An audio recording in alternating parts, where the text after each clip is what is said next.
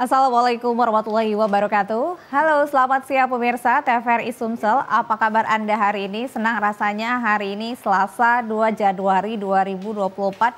Kami hadir menjumpai Anda dalam Suara Sriwijaya. Ini menarik karena tahun 2024 adalah tahun pemilu. Kita akan menggelar pesta demokrasi di tanggal 14 Februari tahun 2024 mendatang. Lalu, dengan pesta demokrasi yang menghitung hari ini, apakah ajang 5 tahunan ini memberikan kontribusi yang signifikan terhadap pertumbuhan ekonomi? Hal inilah yang akan kita bahas di awal tahun 2024 ini. Kita akan membahas Suara Sriwijaya dengan tema prospek ekonomi di tahun politik. Dan di studio hari ini saya sudah kedatangan narasumber, ada pengamat politik, ada Mas ya, M. Haikal Alfafa SOS ya. Sehat Mas Haikal? Alhamdulillah sehat. Terima kasih sudah datang ke TVRI dan nanti juga akan hadir satu lagi narasumber kami, ada pengamat ekonomi dari Universitas Sriwijaya, ada Mas Muhammad Ihsan Hajri. Ini beliau adalah pengamat ekonomi yang nanti juga akan bergabung bersama kami. Oke, saya udah buka tadi Mas Haikal. Siap. Tahun pemilu di tahun 2024. Sebenarnya kita refleksi, kita lihat dulu 2023 juga sudah mulai, politik sudah mulai di sini. Kalau Mas Haikal sendiri melihat ini gimana nih di sepanjang tahun 2023? Jadi gini, kita melihat bahwa refleksi akhir tahun menjelang kemarin, kemudian hari ini 2024, bahwa kita mau katakan bahwa 2024 ini adalah tahun elektoral ya. Refleksi 2024 ini adalah tahun elektoral. Itu poin pertama. Kenapa tahun elektoral? Karena dalam proses demokrasi itu ada kebisingan. Ya. Jadi Indonesia itu memilih demokrasi itu sebagai rute di mana ada kompetisi, di mana ada perebutan kepemimpinan yang nantinya ada adu gagasan, ada adu program, kemudian lagi ada adu gimmick, ya kan, yang pada akhirnya ingin mendapatkan suatu kepemimpinan yang absah. Nah, dalam proses itu sebetulnya kita mau lihat apa yang mau dicapai dalam proses pemilu hari ini. Nah, kalau kita lihat paling tidak ada 4 hal. Yang pertama itu adalah konsolidasi demokrasi ya. Konsolidasi demokrasi itu penting karena setiap orang dalam proses pemilu hari ini itu mendapatkan hak politiknya dalam proses pemilu mayoritas dengan suara dengan pemilihan suara mayoritas. Yang kedua, kita juga melihat ada yang namanya perubahan politik atau perubahan kebijakan. Jadi ada aspek perubahan kebijakan dalam yang mau didapatkan dalam pemilu 2024. Yang ketiga itu ada respon terhadap kebutuhan respon terhadap kebutuhan rakyat. Jadi dalam proses pemilu hari ini kita melihat para pemimpin itu turun ya. Biasanya kemarin tidak pernah turun, hari ini turun. Artinya aspek ini yang mesti dilihat dalam pemilu 2024. Nah, yang kedua yang mau saya lihat juga bahwa dalam perspektif ekonomi misalnya ya, pertumbuhan ekonomi kita 10 tahun ke belakang ini itu berada pada kondisi yang stabil di angka 5%. Nah, kemudian 2021 kita sempat minus 2,5%, kemudian 2023 itu sempat naik 5,6 atau 5,7. Nah, dalam proses ini kita melihat biasanya di tahun politik itu ada pelemahan di sektor investasi. Kenapa? Karena orang sedang wait and see dalam politik ini. Orang akan melihat apakah ada perubahan-perubahan kebijakan. Misal kita contoh ambil case misal IKN ya. Case IKN itu misalnya orang melihat ada beberapa kandidat yang berusaha menolak IKN. Artinya orang yang punya uang, pengusaha yang punya uang itu menahan uangnya untuk investasi sambil menunggu perubahan-perubahan politik yang sedang terjadi.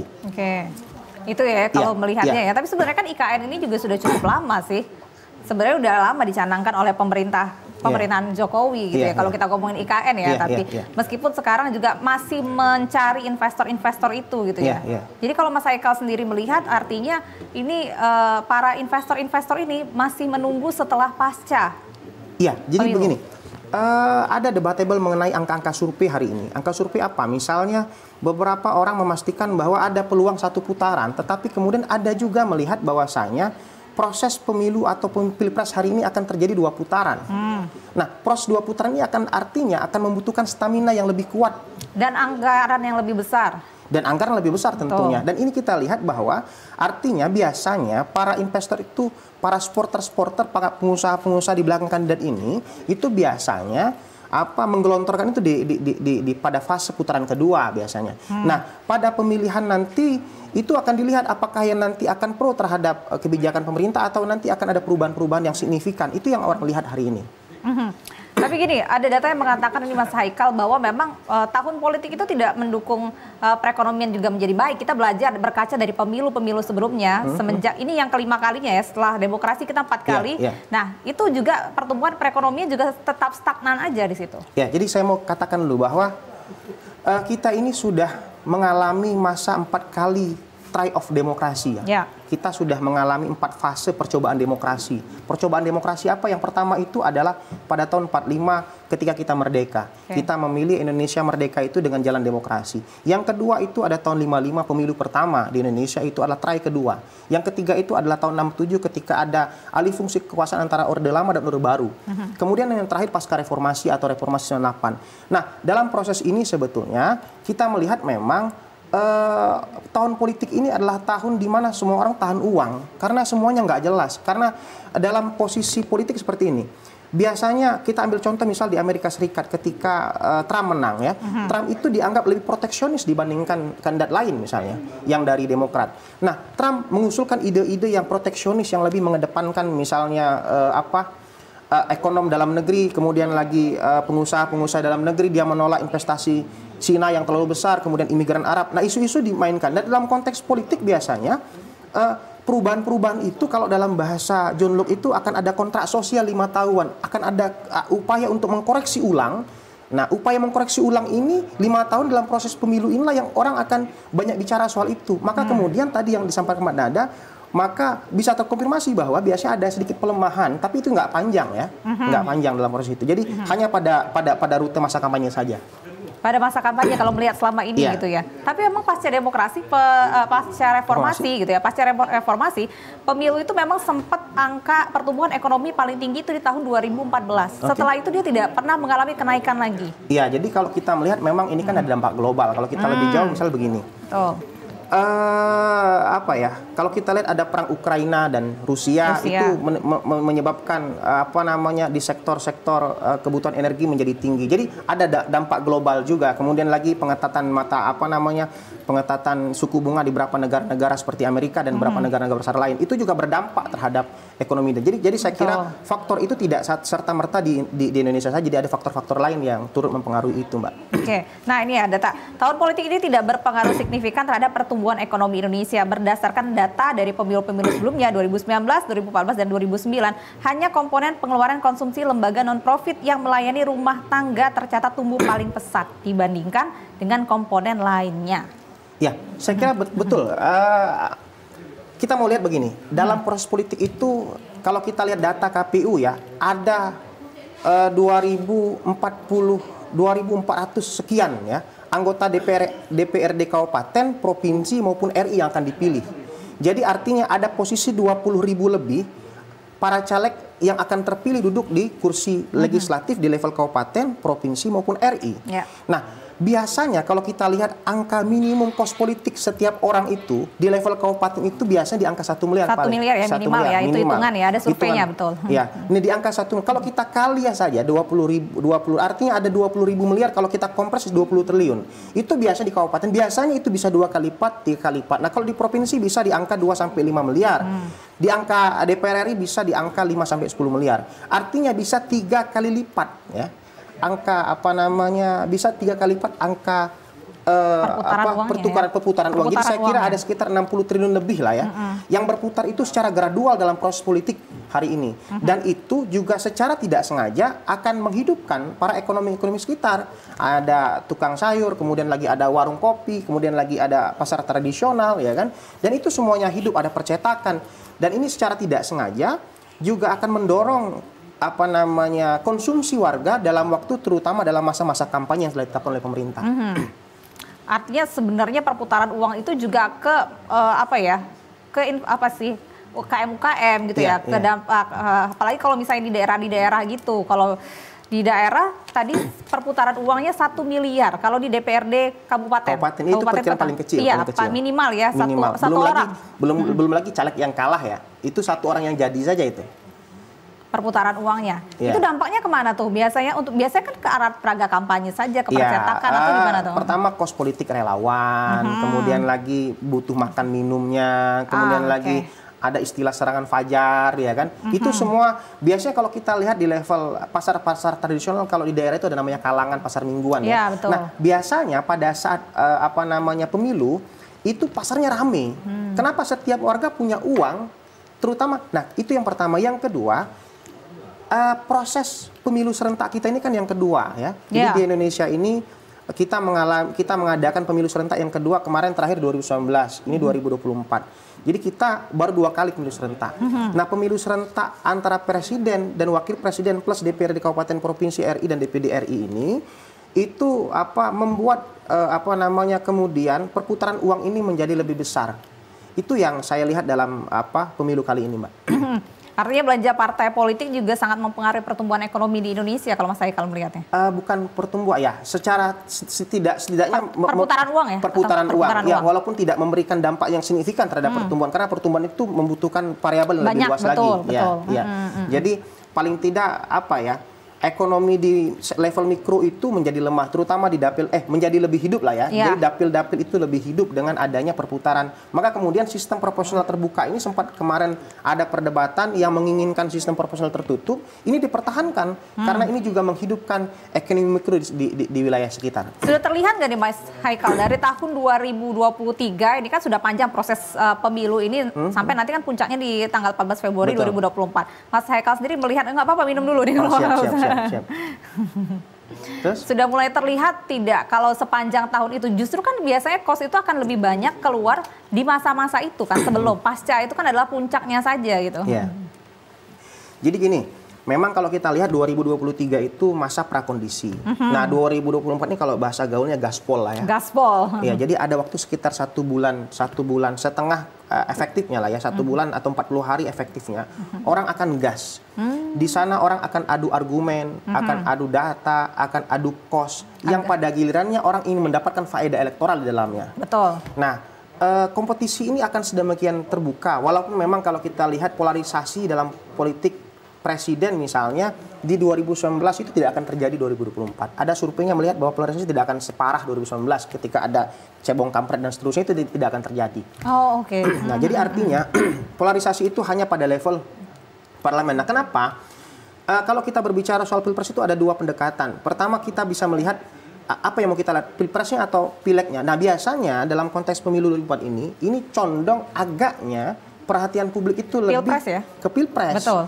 Kemudian pilegnya cenderung hilang atau cenderung lenyap. Iya. Tetapi kalau kita mau jujur sebetulnya pilpres sebetulnya di pileg 2 minggu, 3 minggu, sampai 4 minggu terakhir udah mulai kencang nih. Justru di situ, ya? Perputaran kosnya, ya, biasanya? Iya, perputaran kos itu yang pertama. Nah, yang kedua lagi karena ada beberapa partai yang tidak menjadi partai pengusung utama di luar dari Gerindra, di luar dari PKB, di luar dari PDIP, Nasdem, ya kan. Nah, partai-partai yang hari ini bukan pengusung utama ini, bagi mereka, buat apa mereka masuk ke pilpres, tetapi mereka kalah dalam pileg. Jadi fokusnya ke situ, ya? Di situ. Jadi artinya apalagi partai-partai baru yang tidak masuk dalam parlemen, mereka akan fokus untuk memenangkan pileg dulu.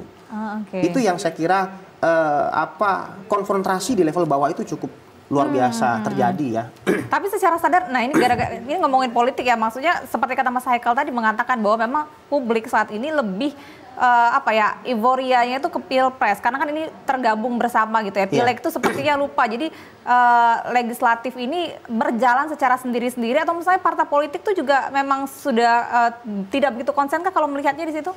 Iya, kalau partai-partai utama pendukung, ya, PKB tadi yang disampaikan, ada PKS, ada Gerindra, ada PDIP, itu akan fokus ke pemilihan presiden, terutama juga akan ada 2. Jadi begini, akan ada dua fokus orang. Pertama akan mempertahankan faedah elektoral untuk didapatkan. Kedua juga di satu sisi untuk mendowngrade musuh lawan politik dalam proses pilpres. Jadi ada 2 agenda. Pertama menaikkan suara, kedua bagaimana melawan musuh dengan mengatakan bahwa Anda tidak layak dipilih. Nah, proses itu terjadi secara bersamaan dalam proses pemilu hari ini.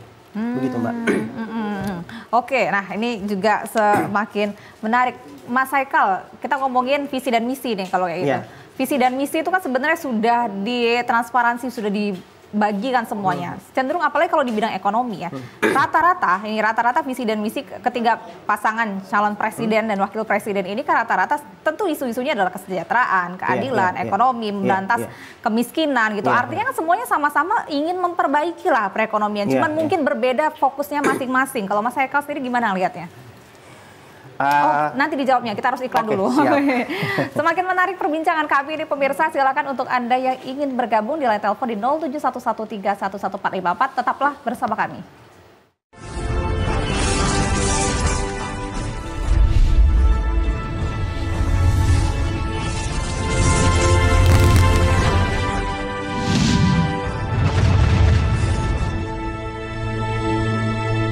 TVRI Sumatera Selatan merupakan lembaga penyiaran publik yang menyajikan program acara berupa informasi, pendidikan, dan hiburan.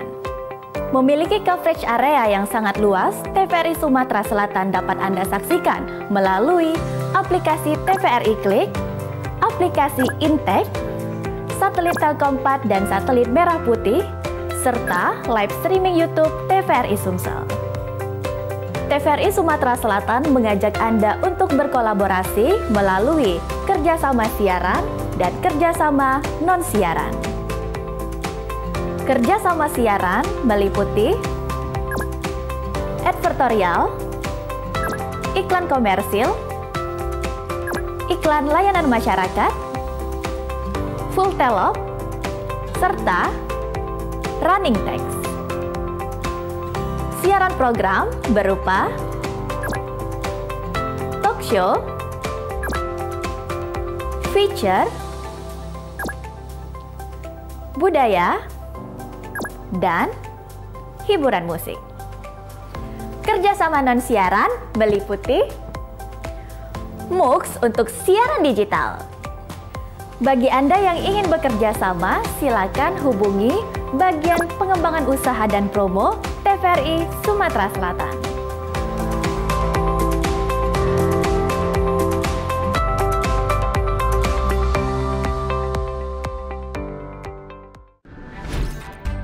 Halo semuanya, aku Modi, maskot TV Digital Indonesia. Aku akan membantu semua orang menuju migrasi TV digital. Di mana? Di siarandigital.id dan call center 159. Ayo semuanya, dukung migrasi TV digital. Bersih gambarnya, jernih suaranya, dan canggih teknologinya.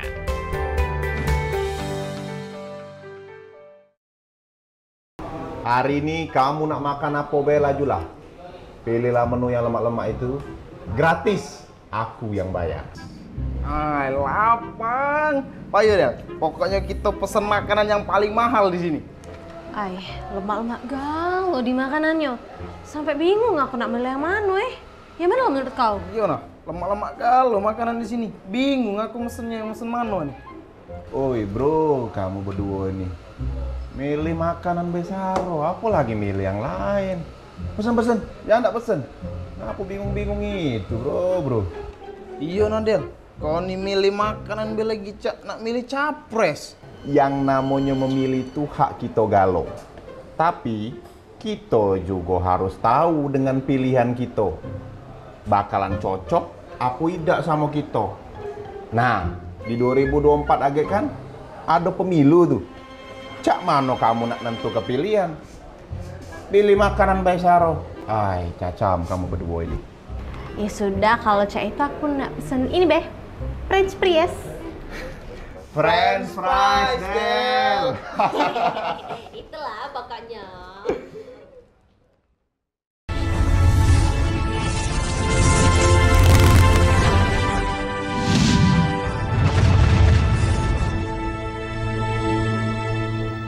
Terima kasih Anda masih bersama kami di Suara Sriwijaya siang hari ini dan sudah kedatangan pengamat ekonomi dari Universitas Sriwijaya, ada Mas Dr. Muhammad Ihsan Hajri MM. Selamat siang Mas Ihsan. Selamat siang Mbak Nada. Mas Nada. Mas Haikal dan Mbak Nada. Maklum dari jalan jauh perjalanan dari Layo ya, sehat? Alhamdulillah sehat. Alhamdulillah sehat. Kita dari tadi udah berbincang tentang prospek ekonomi di tahun politik, meskipun ada pertanyaan saya menggantung di Mas Haikal, tapi saya ke Mas Ihsan ini dulu nih. Kita ngomongin ekonomi, itu dulu deh. Kita lihat bagaimana sih perkembangan perekonomian di tahun 2023 menjelang tahun 2024 ini kemarin kita merefleksi dulu gimana Mas Ihsan. Baik, 2023 seperti dengan proyeksi kebanyakan pihak ya, ini berjalan dengan sebenarnya dengan cukup baik ya. Di mana pertumbuhan ekonomi kita itu kalau kuartal 3 di Indonesia itu sudah 4,9% dan Sumsel sendiri ini tumbuh di atas pertumbuhan ekonomi nasional sudah di atas 5%.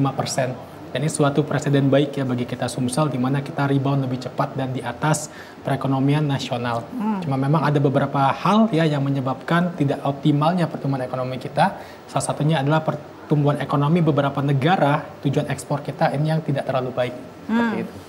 Itu ya di 2023. Kalau Mas Ihsan sendiri melihat dibandingkan dengan tahun-tahun politik sebelumnya nih, seberapa berpengaruh sih pertumbuhan ekonomi ini di masa-masa tahun politik ya? Kita lihat kita sudah 4 kali melakukan pemilihan pasca reformasi, Mas Ihsan. Baik, memang sebenarnya tahun politik ini ya mungkin 2024 ini bisa menjadi suatu berkah juga pertama. Karena nanti ada diharapkan ya adanya peningkatan kegiatan ekonomi di situ. Itu dari sisi konsumsi dan juga dari sisi mungkin kan beberapa usaha masyarakat yang kita selama mungkin tidak di tahun politik itu tidak ada, ya tidak optimal, ini bisa muncul di sini. Nah, tapi kita juga harus berhati-hati karena beberapa investor, karena pertumbuhan ekonomi itu bukan hanya dari konsumsi, ada dari investasi. Banyak, betul. Banyak pihak, faktornya. banyak faktor. Dan juga kalau dari konsumsi ini diprediksi meningkat, ya bisa meningkat. Nah, cuma kita harus hati-hati nanti dari investasi. Karena investasi ini biasanya pelaku usaha, khususnya dari PMA, penanaman modal asing ini masih wait and see dulu. Ya, bagaimana situasi politik di dalam negeri, ya. Dan ini yang perlu kita jaga sama-sama supaya tetap kondusif dan tidak ada suatu chaos ataupun kekacauan. Itu tugas kita sama-sama supaya nanti semakin banyak investor yang mau juga menanamkan modalnya ke Indonesia. Oke, tadi sebenarnya sebelum Mas Ihsan datang juga Mas Haikal juga mengatakan ya semua ya rata-rata juga para investor ini juga wait and see untuk melihat hasil dari pemilu di tanggal 14 Februari nanti gitu kan ya. Oke, nah karena kita tadi sudah pengantar ya Mas Ihsan ya, kita mulai ngerucut ini ya ke Mas Haikal nih. Tadi saya nanya visi dan misi gitu ya perekonomian para calon presiden dan wakil presiden Republik Indonesia ini tentang ekonomi. Debat sudah dilakukan nih, kalau kita udah dengar nih ekonomi dan juga visi dan misi juga sudah disebar, udah berhak semua masyarakat udah bisa ngebaca gitu kan ya. Rata-rata semuanya sama gitu. Mas Haikal gimana nih ngeliat nanti? Ya, kalau saya mau ambil sampel di Filipina ya, jadi ada pemilu presiden terakhir di Filipina itu dimenangkan oleh Bongbong Duterte. Nah, kemudian wakilnya ada Bongbong Marcos ya, yang wakilnya adalah Sara Duterte.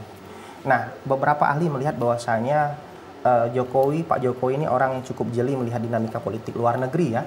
Artinya apa? Artinya ada upaya untuk dalam tanda petik sedikit melihat bahwa upaya untuk menyadur lah ya dinamika politik dia dengan dinamika dalam negeri. Misalnya apa? Pasangan antara Pak Prabowo dengan Pak Gibran ya. Itu di sebagian ahli melihat bahwa Mas Gibran ini sebagai representasi Sara Duterte. Yang tidak lain adalah anak daripada presiden yang sedang menjabat terakhir. Kemudian ada namanya Bongbong Duterte, itu notabene paling tidak mewakili daripada Prabowo yang adalah bagian daripada keluarga cendana. Dua kekuatan ini coba digabung dalam proses politik hari ini. Nah, Pak Prabowo dalam segi posisinya sebagai Menhan ya, kebijakan politik luar negerinya lebih banyak, mungkin Mas Ihsan bisa konfirmasi ya, lebih banyak ke Amerika Serikat ya. Nah, artinya politik luar negeri bebas aktif dalam pasangan Pak Prabowo dan Gibran itu akan memainkan dua peranan ya, politik bebas aktif antara Amerika dan China. Terutama Amerika akan melihat pertama di satu kaki kirinya dia pasangkan untuk Amerika untuk mengawal posisi Amerika sebagai mitra strategis terutama dalam diplomasi politik dan militer di kawasan Indo-Pasifik misalnya. Kemudian di China dalam posisinya sebagai ekonomi raksasa di wilayah Asia. Itu yang coba nanti akan dilihat bahwa ke depan politik bebas aktif yang akan dimainkan Prabowo Gibran kalau jadi itu akan terlihat dengan kedua kekuatan besar antara Amerika dan China. China gitu. Jadi dalam perspektif kebijakan memang saya lihat begini, rata-rata hampir sama lah ya, tadi dijawab oleh Mbak Nada tadi. Tapi memang ada beberapa oposisi yang digambarkan oleh yang awalnya begini.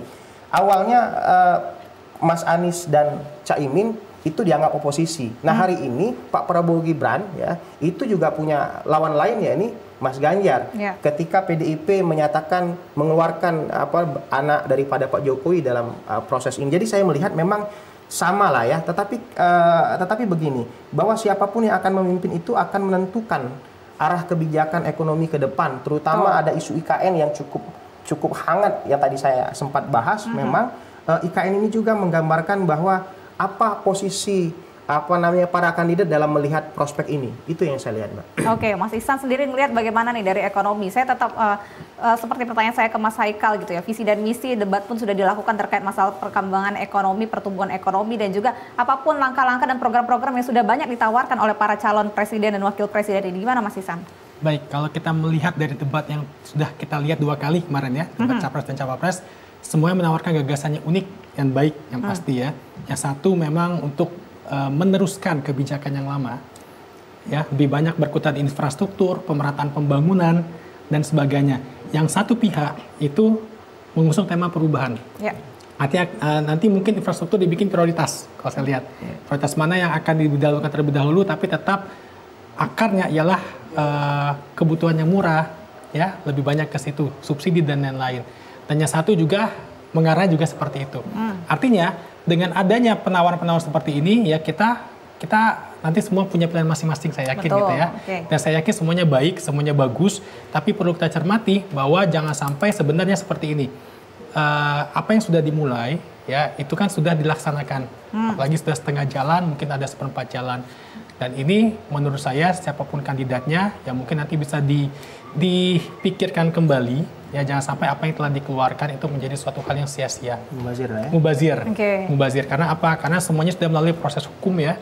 Sudah ada undang-undangnya, sudah ada mungkin peraturan pemerintahnya, sudah dibuat konsepnya, dan bagaimana jangan sampai dengan adanya suatu perbedaan politik yang baru, ini jangan sampai kita menimbulkan suatu kesia-siaan. Nah ini kita harapkan. Nantilah bagaimana caranya kandidat-kandidat, karena kita belum bisa mengekspor lebih banyak karena baru 2 kali debat.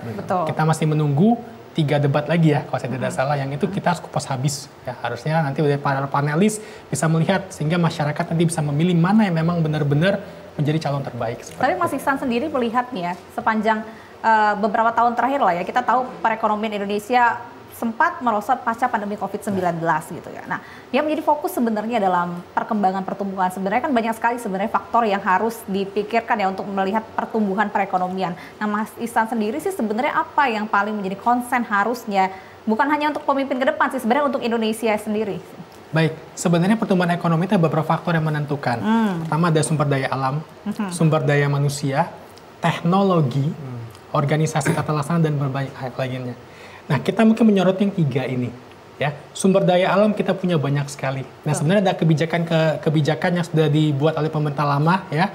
Dengan adanya kita melarang sumber daya alam kita jual secara mentah, kita olah sendiri dalam negeri, itu juga menimbulkan suatu potensi ekonomi yang baru. Artinya ada nilai tambah, value added. Nah, yang kedua adalah sumber daya manusia. Nah, sumber daya manusia ini yang perlu menjadi concern harusnya semua paslon, ya. Karena apa? Mustahil dengan sumber daya yang melimpah, sumber daya manusia tidak baik, itu akan susah kita untuk mengolahnya. Dan ini sudah berlaku ya di beberapa negara maju, bahwa sumber daya manusianya merupakan hal yang paling mendasar. Ya, modal manusia, human capital, dalam menggerakkan ekonomi. Dan yang ketiga, teknologi ini sedang dibangun juga. Ya, dengan ada banyak sekali program-program teknologi, digitalisasi ke UMKM dan lain ini juga diharapkan membantu mengefisienkan. Teknologi ini adalah mengefisienkan, membuat prosesnya yang tadi lambat menjadi cepat, yang sulit menjadi lebih mudah, sehingga timbul efisiensi ekonomi di sini. Nah, 3 ini yang menjadi utama. Nah, kalau 3 ini tadi kita tidak bisa maksimalkan, dan ini saya rasa jujur ya, dari debat 2 terakhir ini belum banyak yang explore ya. Dari 3 ini, padahal ini teori ya, teori. Ini mutlak kalau pertumbuhan ekonomi mau maju, 3 ini kita harus bahas. Ya, kita harus bahas. Apalagi sekarang, kondisi sekarang misalnya, saat ini Cina kita tahu sedang dalam krisis. Karena adanya khususnya sektor properti, 2 raksasa properti jatuh. Kita banyak Sumsel sendiri, kita nggak usah jauh, Sumsel sendiri banyak ekspor ke Cina. Ya, batu bara, kemudian rubber, ya, kemudian pulp, ya, kemudian dan lain-lain, itu banyak ekspor ke Cina. kita melimpah, tapi ketika orang nggak mau beli seperti apa? Ini contoh saja. Kalau kita hanya mengandalkan sumber daya alam, tapi sumber daya manusia kita tidak ada mungkin inovasi-inovasi lebih untuk membuat ekonomi kreatif lagi. Nah, ini perlu dikupas. Artinya gagasan ini yang paling penting menurut saya di bidang ekonomi. Apalagi penting. Iya, apalagi sebenarnya kita bonus demografi. Di mana nanti lebih banyak usia produktif dibandingkan usia tidak produktif. Dan ini PR kita nggak lama lagi loh, 2030 itu sudah bonus demografi. Artinya kita harus melihat bagaimana pemerintah menyikapi hal ini. Bonus demografi bukan hanya usia produktif tadi bisa mendapatkan lapangan pekerjaan, karena ketika bonus demografi, ketika lebih banyak umur produktif, artinya nanti semakin banyak pendapatan masyarakat. Iya, betul. Dengan harapan ketika lapangan kerja tercipta atau wirausaha kita tumbuh. Nanti bagaimana strategi ini yang kita perlu hadapi. Jangan sampai nanti penduduk kita banyak, produktif tapi nggak menghasilkan. Semua jadi beban. Jadinya inflasi ya, perputaran uangnya. Nanti panjang. Iya panjang, jadi muter-muter lagi kan. Inflasi nanti ujungnya bisa ke situ dan ujungnya ke kemiskinan nanti ujungnya. Jatuhnya sih ke situ, balik lagi ya ke situ. Oke, semakin menarik perbincangan kita, namun kita harus break lagi nih pemirsa. Kami akan segera kembali, tetaplah bersama kami.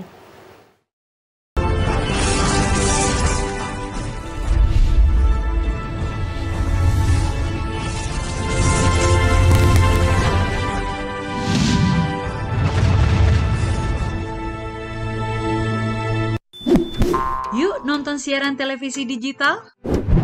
Bagaimana ya cara menangkap siaran televisi digital? Pertama, pastikan di daerah Anda sudah ada sinyal siaran televisi digital. Kedua, gunakan antena UHF di dalam atau di luar rumah Anda. Ketiga, pastikan televisi Anda sudah dilengkapi penerima siaran digital DVB T2. DVB T2 merupakan jenis sinyal yang digunakan Indonesia dalam penyiaran televisi digital. Keempat, pilih autoscan, lalu pindai televisi Anda. Bagaimana jika televisi Anda masih analog? Pasangkan set-top box, televisi Anda otomatis menangkap siaran digital. Bersih gambarnya, jernih suaranya, canggih teknologinya. Kawan-kawan, kita sebagai pemuda harus menjalankan proses demokrasi. Setuju! Kita kawal demokrasi. Aku tidak akan peduli. Aku mau hidup 1000 tahun lagi. Buat apa kau hidup sampai 1000 tahun? Percuma aja pun kalau kita nggak berguna buat negeri ini. Lah, siapa yang tidak peduli? Sebentar lagi kan pemilu. Taulah, pasti kau golput. Onde mande, golput tuh sama saya kayak tidak peduli dengan proses demokrasi. Satu suara wakse bisa mengubah masa depan kita. Alamak Jang, sedih kali pun Bung Karno dengan pemuda Indonesia itu golput. Hah, Bung Karno, bener juga ya. Beri aku 10 pemuda, niscaya kuguncangkan dunia. Woi, mau kemana woi? Woi.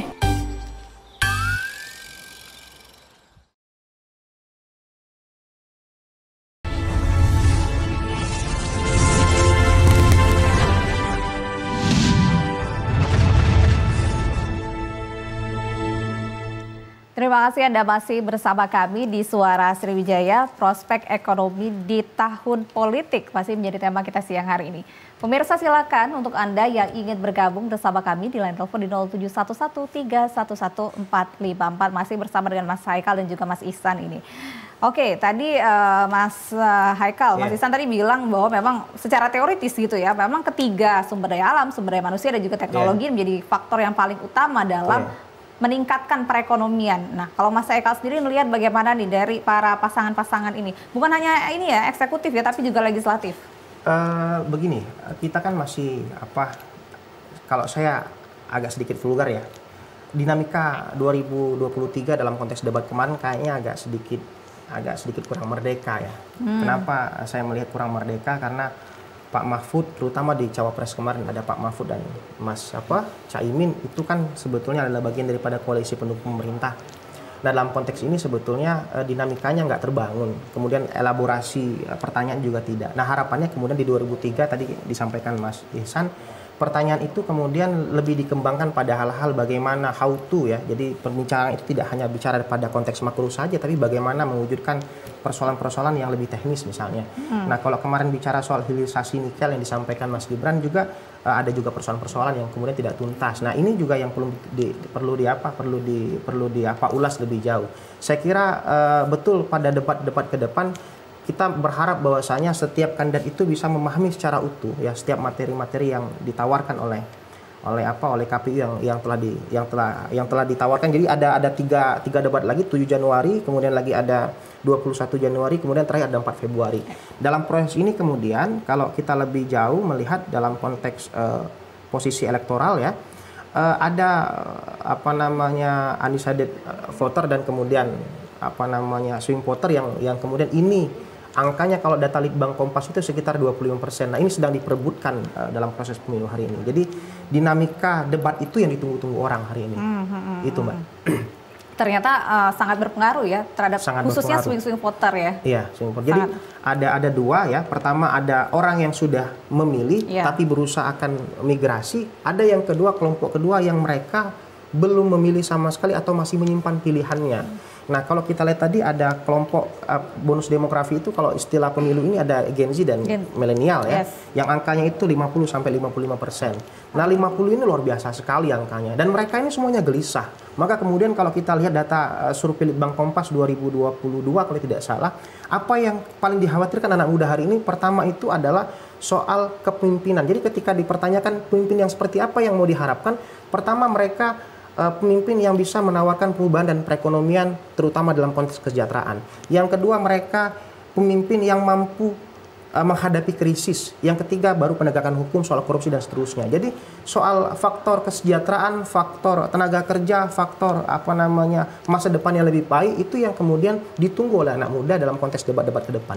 Betul, memang itu sih yang paling dibutuhkan ya karena kita melihat masyarakat anak-anak muda sekarang tuh jadinya lebih kritis dan mereka mengharapkan sesuatu yang menjanjikan, bukan hanya janji-janji saja gitu. Nah, itu terlihat nggak sih? Sebenarnya terlihat lah di visi dan misinya yang mereka kembangkan gitu dan realistis sih sebenarnya. Iya, tapi memang kalau saya lihat memang agak sedikit kurang tajam ya, masih sedikit samar. Nah, saya kira 2023 nuansa itu akan sedikit strong ya, karena orang akan kejar. Karena kalau dalam bahasa politik itu lebih baik menang secara tidak terhormat daripada kalah secara terhormat. Nah itu akan digunakan dalam adagium pemilu hari ini dan agak sedikit ini. Yang itu yang saya rasa semua orang akan bekerja mati-matian untuk mendapatkan suara elektoral dalam dinamika politik 2024 hari ini, Mbak. Oke, baik. Saya akan sedikit bergeser lagi nih ke Mas Ihsan. Di tahun 2024 ini bukan hanya tahun politik untuk Indonesia saja, tetapi banyak negara-negara juga mengadakan pemilihan umum gitu ya. Ada negara-negara nih saya bacakan, ada Amerika Serikat, kemudian juga Rusia, Afrika Selatan, dan negara-negara lainnya. Nah tentu artinya apakah ini juga akan berpengaruh terhadap ekonomi global itu ya? Ya, yang seperti disebut oleh Mbak Nada tadi merupakan negara-negara dengan kekuatan ekonomi yang besar gitu ya. Ya, betul. Rata-rata semuanya di G20 ya, kalau kita bilang ya. Pasti sangat berpengaruh. Ya, karena apa? Karena mereka lah, kalau saya bilang G20 itu pemain utama ekonomi di dunia, di global. Apalagi Amerika Serikat, ya, Rusia, termasuk Indonesia juga, Afrika Selatan, mungkin China yang belum ya, tapi itu salah satu pemain juga. Nah ini yang perlu menjadi kehati-hatian juga, ya, dan kita perlu menjaga kondisi ini dengan kondusif. Kita mungkin nggak bisa kontrol yang di luar, minimal kita di Indonesia saja, ya. Dengan adanya nanti tahun politik yang kondusif, ya, yang baik, yang berjalan lancar, ini akan mempengaruhi bagaimana pandangan luar ke Indonesia selama 5 tahun ke depan paling tidak. Dan ini kita perlu jaga. Makanya pemilu damai, pemilu adil ini harus kita junjung supaya jangan sampai gara-gara masalah politik ini nanti banyak orang yang tadi berencana ingin invest ke Indonesia, ya, ingin menanamkan modalnya ke Indonesia, ya, ingin berkegiatan ekonomi lah saya bilang di Indonesia, ini jadi memikir 2 kali atau 3 kali. Dan itu jaga. Karena apa? Seperti tahun-tahun sebelumnya lah, gitu ya, dari 2004, 2009, 14, 2019, itu ketidakpastian ekonomi saat tahun politik itu cukup tinggi. Betul. Ya kan? Apalagi sekarang. Kenapa sekarang? Karena ganti presiden. Kalau dulu kan oke lah, Lanjutkan, 2019 kalau petahananya mungkin ini sudah kelihatan kebaca, gitu kan? Tahun-tahun krusial itu tahun 2004 ya, 4, kemudian tahun 2014, 2024 ini krusial karena berubah pemimpin. Nah ini orang masih wait and see-nya tinggi, ya, artinya ini akan sosok baru, ya. Mungkin juga event itu mungkin ada yang di pemerintahan, tapi saya yakin bisa saja ketika dia memimpin itu akan beda juga dengan style pemimpinan sekarang, ya kan? Karena memang sekarang satu koalisi, tapi bisa saja nanti ada kebijakan lain yang diambil, kita nggak tahu karena itu belum terjadi. Itulah namanya faktor uncertainty, ketidakpastian. Dan ini yang orang sebenarnya sangat mau gitu ya, apalagi memang yang dibutuhkan di suatu negara itu adalah kestabilan, ya baik dari ekonomi, politik dan lain-lain. Nah ini yang diharapkan. Artinya tadi pertanyaannya baik itu Amerika, itu Rusia, itu Afrika Selatan, itu Indonesia, ya itu tahun 2024. Yang paling penting adalah bagaimana negara-negara tadi bisa menjaga kestabilan. Ya, kestabilan politik itu akan sangat mengaruhi kestabilan ekonomi. Betul, akan sangat berpengaruh sekali. Itu pasti berdampak sistemik. Ketika ada gejolak, ada kudeta, itu hampir pasti ekonominya pasti kacau. Ada chaos. Ya. Beberapa negara mengembargo misalnya, itu bagaimana dampaknya ekspor impor kita.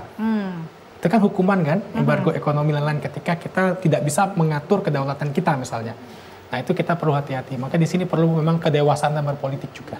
Ya itu PR besar juga sih ya, itu PR di tengah-tengah kondisi kita saat ini. Nah sama sih Mas Haikal, dengan sebenarnya ada 4,2 miliar penduduk yang akan berpartisipasi dalam pesta demokrasi di seluruh dunia ini rata-rata dengan negara-negara yang tadi saya sebutkan hampir. Dampaknya sih terhadap kondisi perekonomian dan juga arah kebijakan geopolitik global nih gimana nih Mas? Ya, sebelum kita jawab itu ya kita baca dulu soal Indonesia. Jadi begini, angka kemiskinan Indonesia itu ada sekitar 9, sekian ya persen.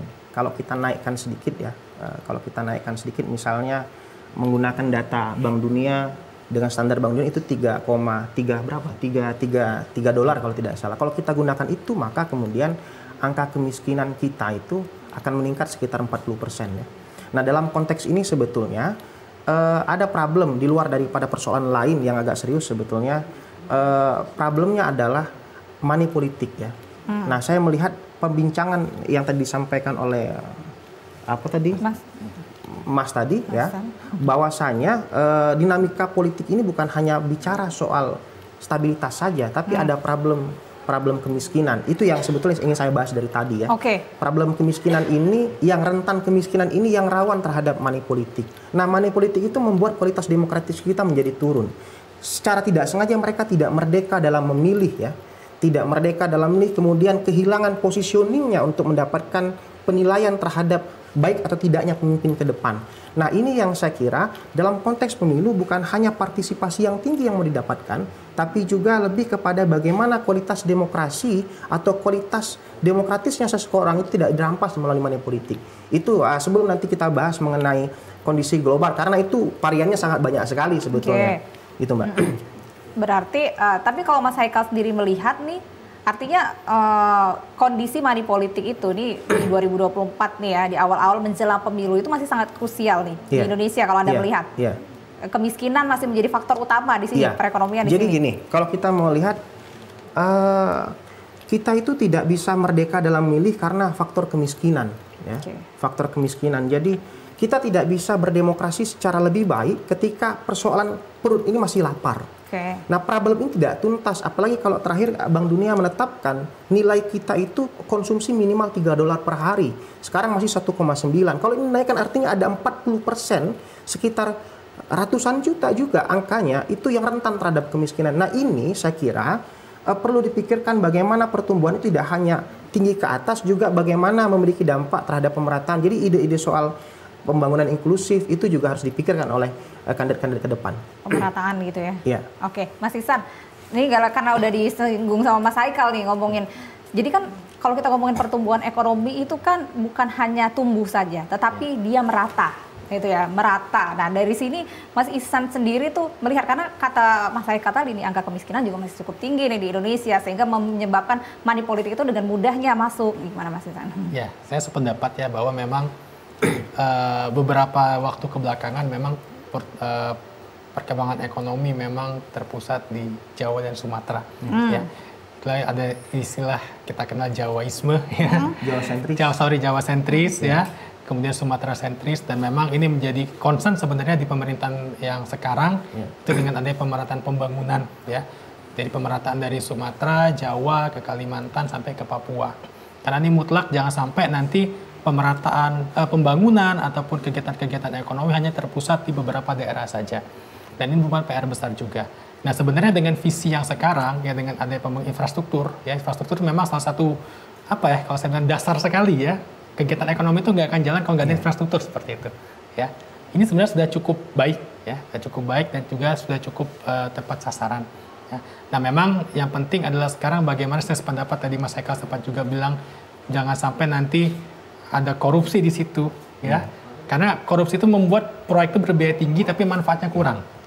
Ya. Jangan sampai kegiatan-kegiatan yang sudah jalan, ya, yang sudah kita bangun itu karena adanya korupsi di sana, walaupun sekarang masih banyak ditemukan gitu, ya, adanya OTT yang lain-lain, itu akhirnya menyebabkan nilai yang kita investkan untuk pembangunan tadi tidak sesuai dengan apa yang kita harapkan.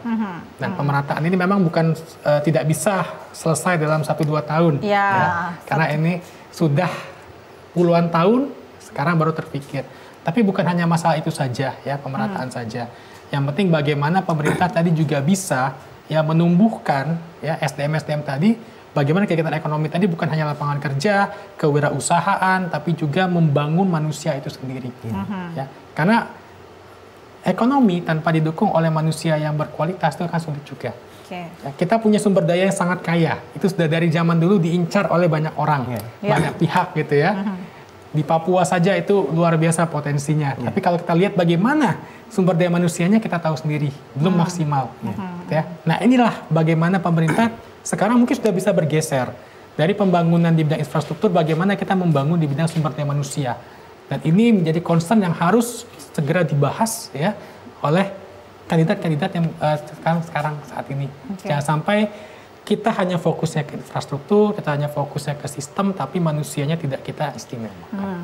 Karena salah satu untuk memutus rantai kemiskinan itu juga adalah dengan pendidikan, dengan kualitas SDM yang baik. Kalau kita lihat IPM juga itu belum merata, indeks pembangunan manusia.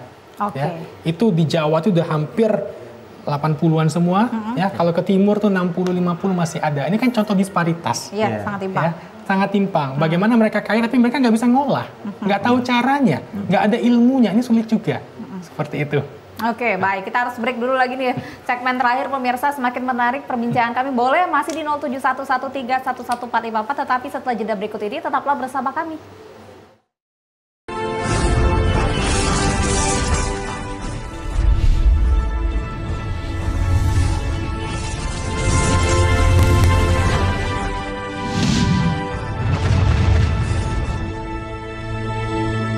Warga Plus 62, pemilu sudah dekat. Sudah pada tahu apa saja tahapan dan jadwal penyelenggaraan pemilu 2024? Simak informasi berikut ini. Pencalonan anggota DPD.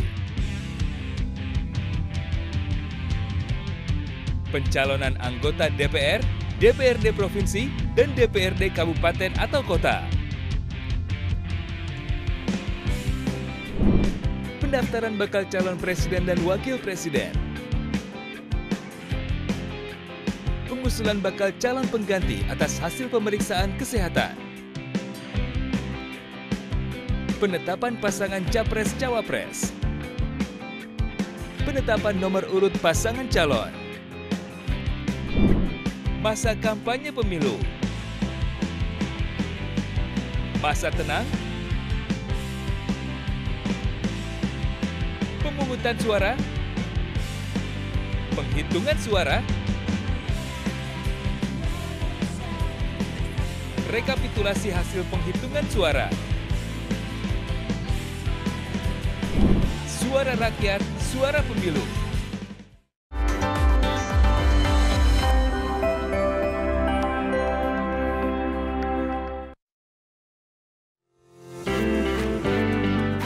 Oi Mang, cak mano, milu lah dekat ini. Lado pecalon pemimpin untuk pilihan kita nih. Ado lah Mang, kalau kamu? Ado, kan kita nih sesuai hati nurani itulah. Kalau aku masih bingung untuk kepemilihan nih. Kalau ku baca dari visi misinya kayaknya bagus-bagus galau. Lakor kalau itu mobil lu gitu. Nah, tunggu dulu Bang. Assalamualaikum. Waalaikumsalam. Ya lemak ngobrol lu. Apa kabar sehat? Alhamdulillah. Yang aku nanyo dengan kamu itu, kamulah mesti belum. Nama-nama kamu terdaftar sebagai daftar pemilih tetap. Nah itu dulu yang harus pikir ke ketua. Kamu ada Android? Ada. Kamu juga Google. Nah kamu ketik di telusuri ini ya tak? Telusuri ya terus. DPT online. Di situ ada cek DPT online. Nah di situ pencarian data pemilih pemilu 2024. Nah, kaget di situ masuk ke NIK kamu. Oh iya. NIK nomor NIK kamu. Sudah, ya, baru klik pencarian, muncul nama kamu. Nah, alhamdulillah sudah aku, Mang. Nah, ngapa aku tak terketik nama aku di DPT online ini? Tidak terdaftar namanya? Iya. Belum terdaftar. Jadi ini, jadi kakek pada saat pelaksanaan tanggal 14 Februari kalau salah 2024. Kamu bawa KTP dan KK, daftar ke di TPS terdekat. Langsung bawa ke sana, Mang? Yo, kakek injek formulir. Nah, isi data-data kamu di situ. Langsung kakek injek nomor 20. Nah, jadi pastikan Anda sebagai pemilih tetap di pemilu 2024.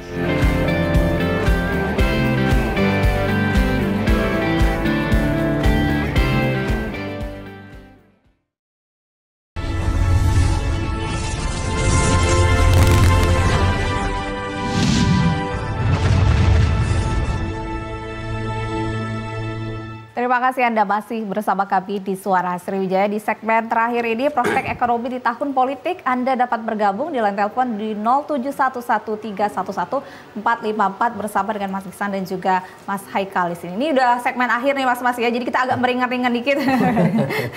Karena memang di tahun politik sebenarnya ini di 2024 tuh harusnya sih sebenarnya kita akan membahas, wah di 2024 ini peluangnya apa ya, kira-kira karena kita udah langsung ke politik, jadi kita langsung serius banget gitu. Nah tapi saya ke ekonomi dulu ya, pengamat ekonomi nih Mas Iksan. Di 2024 ini gitu ya, memang tahun politik, tetapi kan kita juga tahu tentu harus adanya potensi-potensi yang mungkin bisa dikembangkan di tahun ini gitu, agar perekonomian kita tuh tetap jalan dan baik gitu. Gimana nih Mas Iksan? Ya, jadi memang 2024 ini ialah tahunnya peluang ya. Kita 2020 sampai 2023 awal kita disibukkan dengan COVID ya. Kita disibukkan dengan perlambatan dan memang 2023 ini merupakan rebound kalau kita bilang. Harusnya rebound dan 2024 ini kita sudah harus fly sebenarnya. Sudah harus terbang tinggi ya. Flying high harusnya. Banyak sekali sebenarnya peluang-peluang yang muncul dari COVID ya. Salah satunya adalah dengan pemanfaatan teknologi, digitalisasi ya. Kita mungkin hikmahnya ya, mungkin walaupun lebih banyaklah jeleknya ya, tapi dengan adanya COVID itu kita teknologi jauh lebih maju daripada sebelum COVID. Adanya pemasaran kita menggunakan teknologi itu membuat beberapa usaha ya itu terdiversifikasi ya, termasuk UMKM sendiri. Dan dengan adanya digitalisasi tadi saya bilang ada efisiensi. Kalau dulu kita mau buka toko tuh kita harus punya fisik dulu. Iya, ya. Kalau mau jualan tuh kita harus ruko dulu, kita harus punya etalase dulu, kita harus punya kursi dan meja dulu. Sekarang enggak. Saya cukup dengan buka toko online pun bisa. Foto, ya produknya di foto, kirimnya online. Itu juga sudah saya jalani sebenarnya. Oh gitu ya?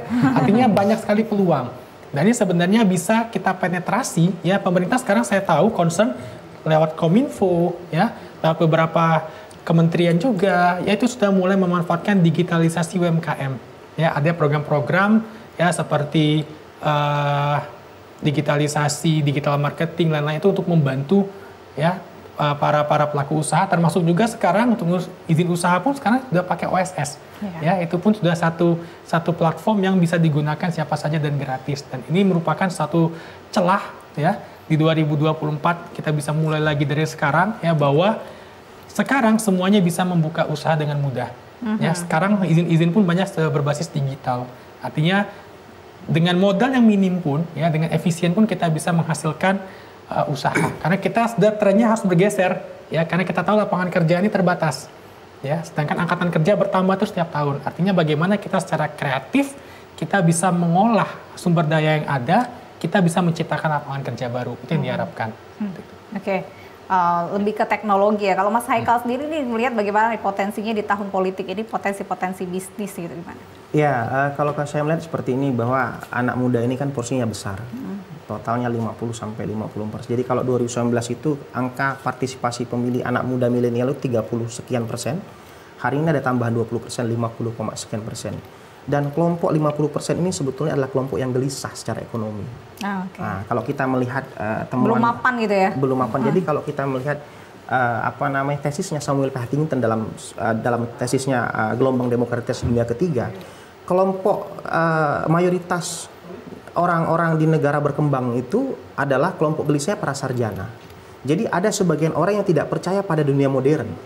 Kenapa? Karena dunia modern itu menganggap bahwa pendidikan itu akan lebih baik, akan menghantarkan pada kesejahteraan. Ternyata tidak terbukti. Ada banyak problem-problem yang tumpang tindih di dalamnya. Nah, ini yang menjadi persoalan. Nah, saya kira dalam konteks pemilu hari ini kita berharap bahwa tema-tema pertumbuhan juga terus berjalan, ya kan? Kemudian isu-isu pemerataan juga lebih digalakkan, tema-tema isu inklusif, ya kan? Bagaimana pembangunan bisa. Kemudian juga ditambah juga masalah aspek-aspek lingkungan yang hari ini juga masih menjadi persoalan. Kalau kita lihat teori ekonomi politik, mungkin bisa dikonfirmasi oleh Mas Ihsan. Nanti orang sudah mulai berpikir bahwa bukan hanya bicara soal berkelanjutan saja, tapi ada aspek lingkungan. Percuma kalau kemudian kita mengenjot pertumbuhan yang tinggi, kekayaan alam yang tinggi, tapi kemudian ada biaya recovery yang tinggi. Nah, itu yang dari awal harus dipikirkan lebih lanjut oleh semua pemimpin kita hari ini. Nah, yang terakhir saya tekankan bahwa dalam dinamika politik hari ini adalah bahwa suksesnya pemilu hari ini bukan pada kerangka mobilisasi partisipasi pemilih saja, tetapi lebih daripada itu kita mengharapkan jangan sampai money politik ini merusak atau menghilangkan kredibilitas seorang pemilih. Saya kira itu Mbak Nada. Konsepnya money politik ya, pokoknya ya, bukan hanya. Jadi soal kualitas demokrasi itu tidak boleh dirusak oleh money politik. Itu yang kemudian membuat orang tidak merdeka dalam memilih. Oke, jadi bukan suksesnya pemilu 2024 itu bukan hanya angka partisipasi yang tinggi, tetapi juga bebas dari money politik harapannya ya, harapan Mas Haikal. Oke, saya masih ini. Jadi kalau kata Mas Ihsan tadi itu bisnis di bidang teknologi gitu. Nah, kalau saat ini nih 2024 anak-anak muda misalnya bisnis APK dengan tahun politik itu masih oke nggak sih Mas Ihsan? APK, kemudian juga lembaga survei gitu, survei-survei yang diadakan gitu secara statistik kan sekarang sudah canggih sekali ya ilmunya gitu, gimana? Ya, saya rasa dengan adanya teknologi itu bisa mempercepat dan mempermudah ya ketika kita melakukan survei juga misalnya, dari usaha-usaha itu kan memang muncul di tahun politik gitu ya, usaha mungkin seperti survei ya, kita kemudian usaha-usaha lainnya mungkin kan sekarang campaign juga kan sekarang tidak lagi harusnya ya, tidak lagi banyak kita menggunakan APK yang secara konvensional ya, kita bisa menggunakan sekarang kan menggunakan digital ya, bisa via Instagram ya, via Facebook ya dan lain-lain. Ini kan menjadi peluang juga sebenarnya ya, peluang juga bagi kita anak-anak muda gitu ya yang pinter ya buat konten, itu bisa menjadi suatu celah usaha juga. Artinya kan sekarang kita tidak hanya kalau dulu kan produk barang dan jasa itu sempit sekali ya. Sekarang kita bisa membuat konten itu bisa kita jual ya, kita bisa membuat suatu konsep digital ya, apa misalnya copywriting lain-lain itu bisa kita jual juga ya, untuk brand, personal branding dan lain-lain itu bisa. Artinya banyak sekali celah-celah yang bisa kita manfaatkan. Dan inilah yang saya sependapat dengan Mas Haikal tadi ya, bahwa sekarang kita 50% lebih ya Mas, kita dominasi anak muda ya yang kreatif, bagaimana kita memanfaatkan itu ya untuk meningkatkan tadi paling nggak perekonomian kita juga sebagai anak.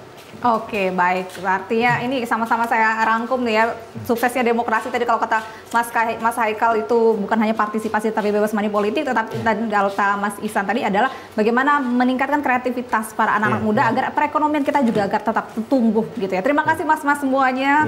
Hari ini menarik perbincangannya. Terima kasih juga pemirsa. Inilah akhir perbincangan kami di Suara Sriwijaya ini. Mudah-mudahan apa yang kami perbincangkan ini juga bisa menjadi pedoman kita untuk mewujudkan perekonomian di tahun 2024 ini. Saya Nada Nasya pamit dan sampai jumpa.